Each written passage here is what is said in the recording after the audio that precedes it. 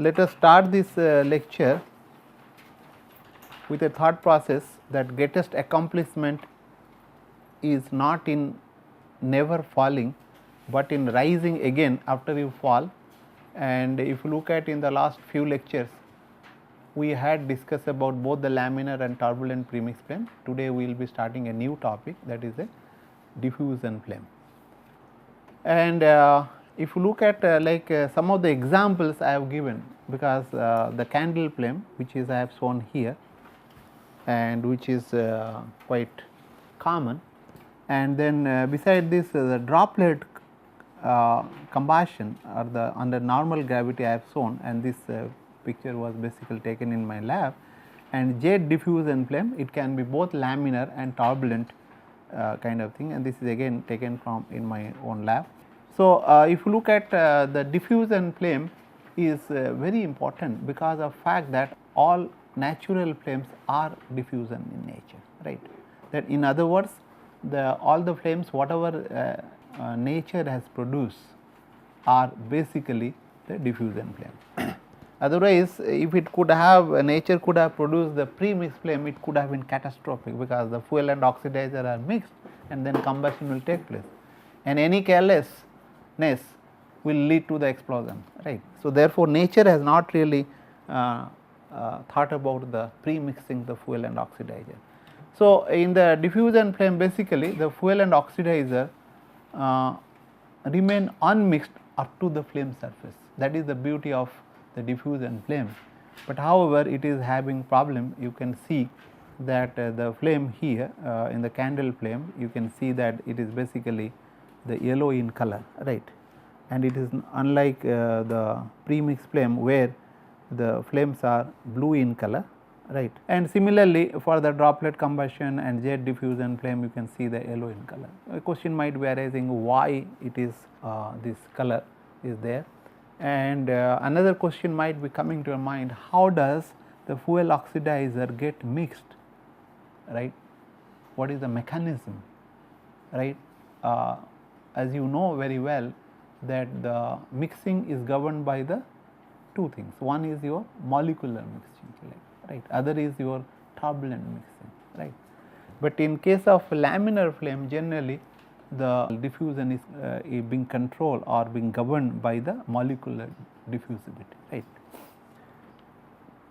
And the factors dictating the reaction rate is basically the rate at which the fuel and oxidizer reaches the flame surface. That means, if you look at the reaction is very fast as compared to the diffusion process or the mixing process, right, diffusion process.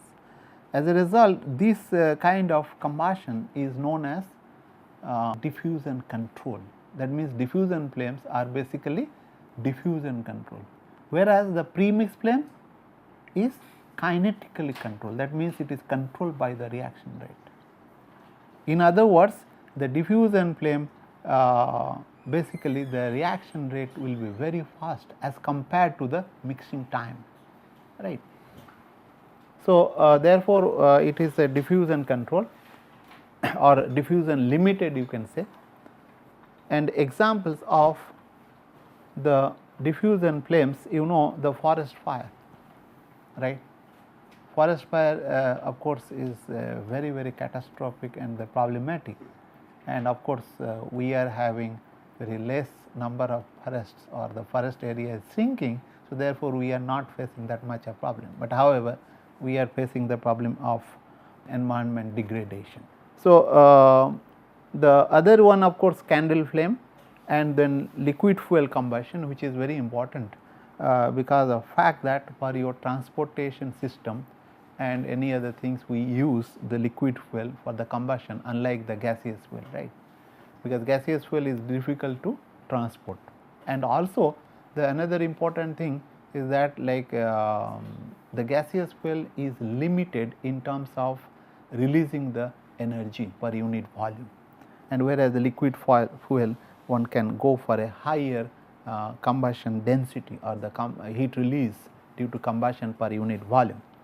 And the solid fuel combustion, which is very old as our civilization, and again that also is governed by the diffusion flame or the diffusion control. Let us look at a very simple case of the candle flame I have shown. If you look at the process involved, this candle flame is quite complex. First of all, this is the wax which is solid in nature. It will be converted into liquid whenever the heat will be received from the flame surface due to radiation and due to of course mainly radiation and also little bit convection maybe, right. And we use this wick. Wick helps in transporting this liquid. You see, this will be the liquid, you can say liquid kind of things you might have observed, and this liquid will be getting into this wick due to what? Due to basically capillary action, because it is a porous and then it will be getting into, it will be moving against the gravity, right, without any force, and then it will be vaporized and there will be some pyrolysis which will be taking place, right, and because of heat is coming, and then it will be some kind of a flame will be occurring and the reaction zone will be occurring, and this is C2 and CH zone which is there. So, if you look at the mechanism of the candle flame, to be more little this thing specific, that melted wax flows upward by the capillary action with the help of the wick or in the wick itself, and then of course the this liquid gets vaporized and converted into gas, and these gases basically also pyrolyze, and once this combustion takes place, like only it will take place if the oxidizer is coming, because the flame is established, then what will happen, there will be buoyancy effect. The buoyancy effect means it will be some of the gases which will be moving upwards because of buoyancy effect. So, as a result it will be taking this air entrainment, right. This is the air which will be entrained because of buoyancy effect of the flame, and air flows upward by the natural convection, because here the natural convection plays an important role, right, unlike in the combustion system in practical application where the forced convection plays an important role. And fuel oxidizer diffuse, like let us say this is the fuel vapor and this is your oxidizer, right, and which will be moving toward the flame surface. This is your flame surface, luminous flame, right, flame surface, this is your flame surface, right. So, this will be getting diffused, the fuel diffuses outward, and then oxidizer air will be diffusing inward toward the, and as a result on the flame surface it will be getting consumed, and then you will get. And as I told that it is yellow in color, not only the candle flame but also the other flames, other generally jet diffusion flames will be yellow in color. What might be the reason? Any idea? Is basically, if you look at as I told, the pyrolysis will be occurring, and this will be starvation of the oxidizers, and then there will be formation of soot, and when the soot will be passing through the high temperature zone, it will be radiating the heat, radiating the not only the heat but also the light, which is yellow in color. So, as I told that because of a large amount of soot particles are produced in this candle flame or the wick flames, you might be knowing that these soot particles which will be there will be order of nanometer, right, and you might be aware that even the person who is uneducated, they collect these soot particles for what? For kajal, right, to use that, and people find that if you use that it will be very healthy for the eyes and other things, right. It is not that today people are talking about nanomaterial. Nanomaterials were being used even in the den of the beginning of the civilization, right, which is as old as our civilization. So, therefore, this is people use it and for various purposes, and so let us look at the jet diffusion flame, jet flames, and here the fuel and oxidizer is basically mixed, right. This is the fuel plus oxidizer, right, oxidizer are mixed together, and you will get a blue flame. When you oxidizer will be basically reducing, you will be getting into that, and then this is the diffusion flame mode, and in between this is a partial premix, you can say, right, kind of thing. So, the color, if you look at is a blue color, and this is the purple color kind of things. Of course, some blue color is there, and then of course, this is having yellow color some portion, and it is a fully yellow, this jet diffusion flame, and which will be discussing about that jet diffusion flame. And question arises how to establish a diffusion flame or a jet diffusion flame rather, because we will be talking about now gaseous jet diffusion flame. How we can do, which is a very simple one. We have already seen the Bunsen burner, right, and Bunsen burner, if we can close the vent, right, there is a vent here, right, which will be closing. If it will close, what will happen? Only the fuel, this is the fuel line, right, which will passing, it will be no air will be entering into this zone, right. These are the vents, closed vents, right. That means no air will be entering into this. So, only the fuel will be there, and you will be getting a jet flame, which is a very simple one to get. And keep in mind that although this is a diffusion flame, this portion is basically pre-mixed flame. You will see, I mean, like you can observe that there is a little bit pre-mixing will be there because of ambient air, right. This is the air, ambient air, which will be moving into that, fuel will be mixed. So, that will be pre-mixed flame, rest of the thing is even. And beside this, you can also have a two concentric tube. One is let us say this is your fuel, and there is another tube which I can into air, right, and I can have a flame. This is basically diffusion flame, jet flame, and this is known as coaxial burner. In the case of single tube or the jet burner, generally what happens, air is not being controlled.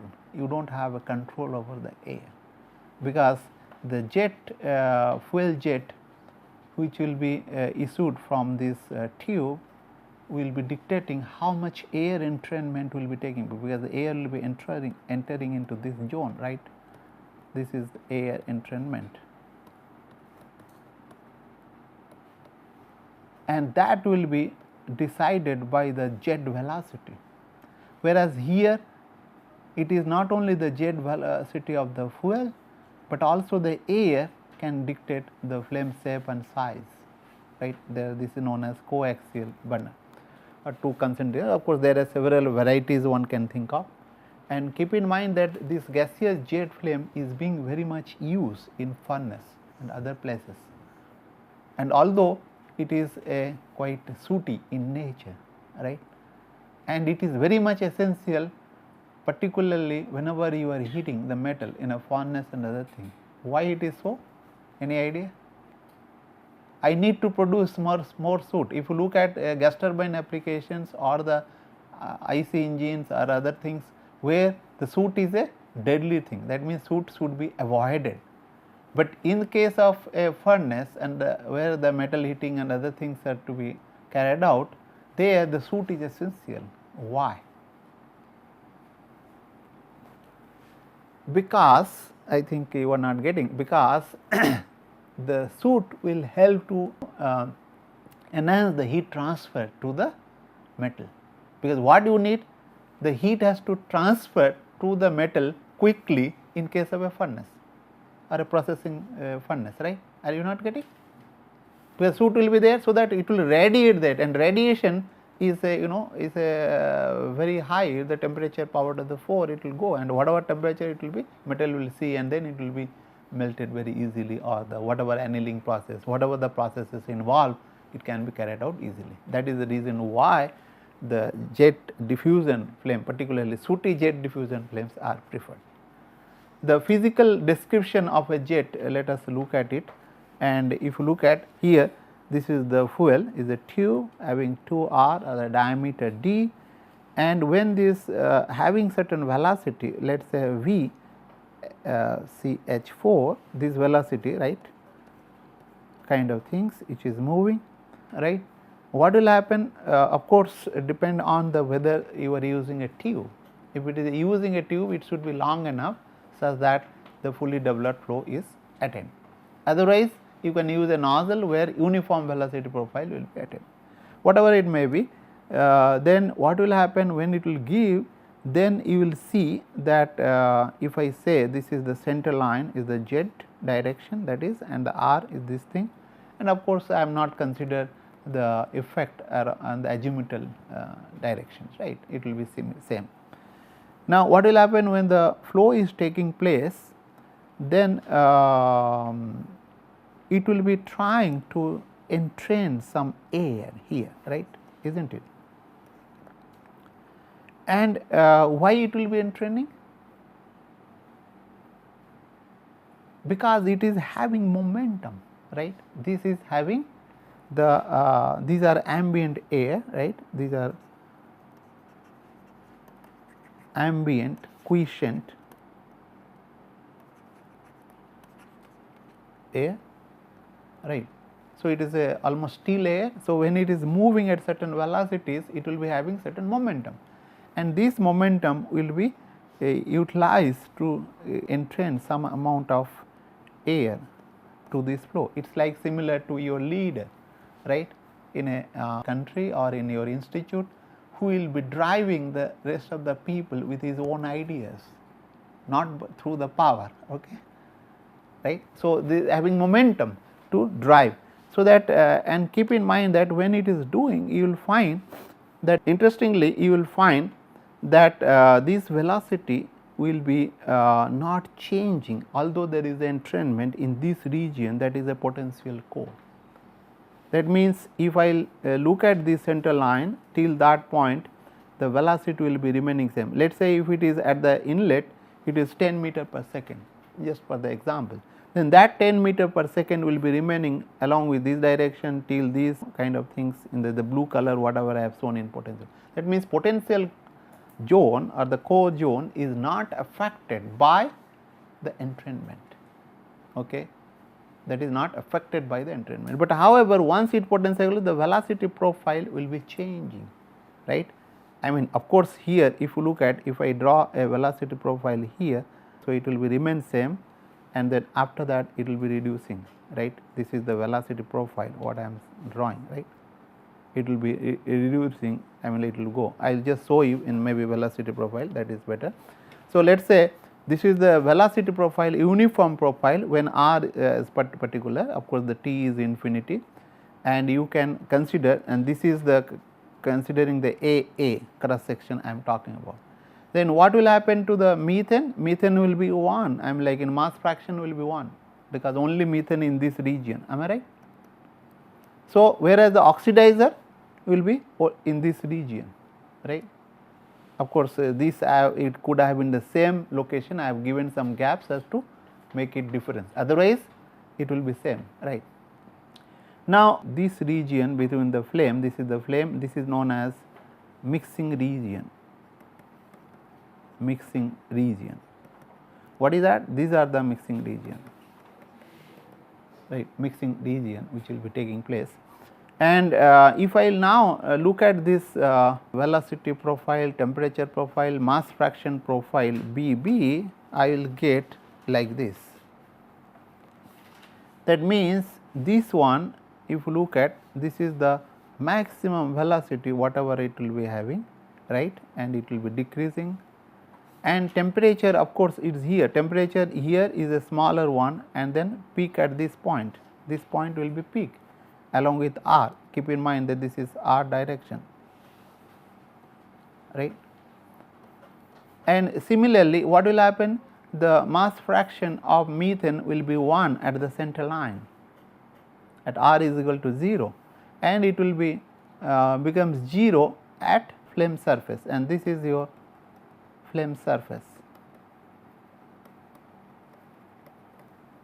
And similarly, oxidizer will be 0, and oxidizer will be some finite value far away from the flame surface, right. And this kind of flame where both the oxidizer mass fraction and the fuel mass fraction is 0, we call it as a thin flame approximation. This is basically thin flame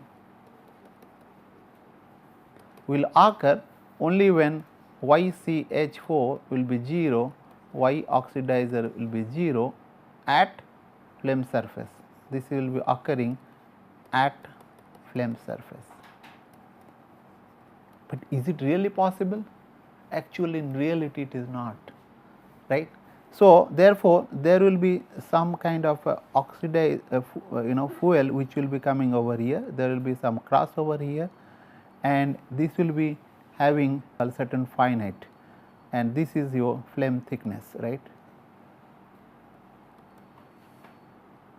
Flame thickness, I have exaggerated it, it will be order of mm, maybe half mm, 1 mm kind of, it is not be that big whatever I have shown here, right.